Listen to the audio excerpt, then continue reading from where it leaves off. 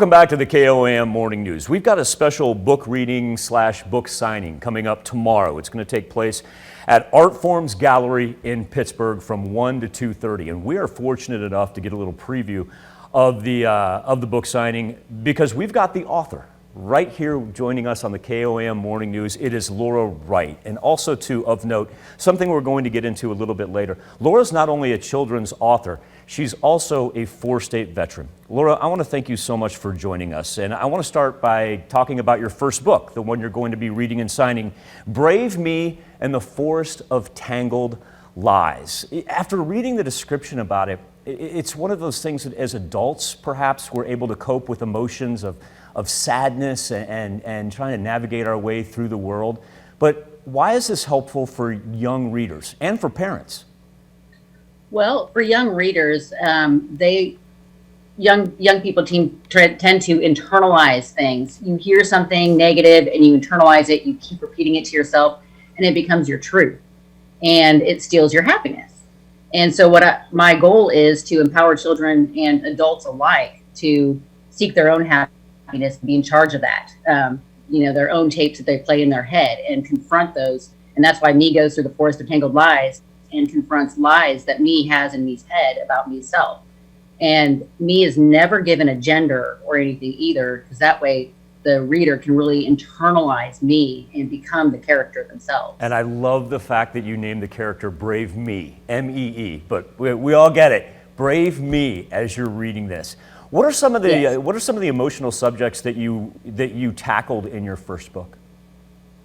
The first book is Cognitive Distortions, so it's basically just the lies that we tell ourselves.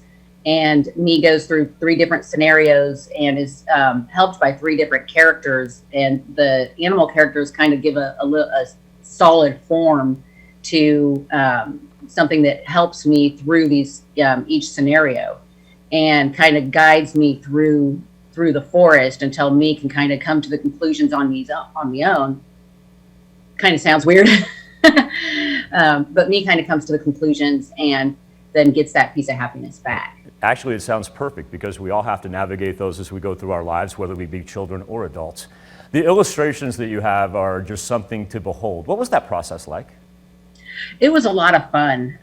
My husband races, so I use a lot of that downtime while he's in between races while we're at the racetrack to kind of just draw. And I love it, and I think that the kids will too, because after the reading, I'm going to set the kids up to be able to create their own characters and draw their own characters to help them through situations.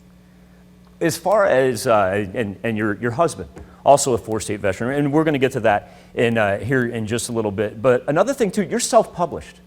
What are some of and I know you're willing to talk about that during tomorrow's book reading and signing. What are some of the challenges that anybody who says, I have a dream, I have a goal, I want to do this?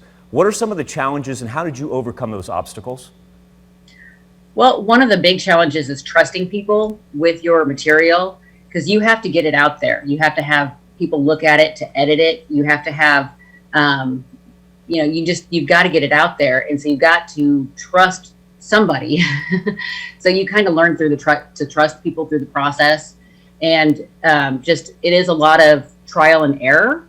However, I've kind of documented the process and hopefully can get that out to some of the people to kind of help them out for their dreams as well. I find that so interesting that you bring up trust, because certainly that's going to be one of those things that we have a tendency to internalize, and we can help our kids and probably help ourselves by sitting down and reading Brave Me and the Forest of Tangled Lies. That is author and four-state veteran Laura Wright's first book, and she is going to be at Artforms Gallery on Broadway in Pittsburgh tomorrow afternoon from 1 to 2:30 for not only a book reading, a book signing, answering your questions, and helping kids draw characters. Laura, I'm going to ask you a big favor. I know you're busy working on book number 2. Would you be possible to stick around and kind of pick up this interview? I got some additional questions for you.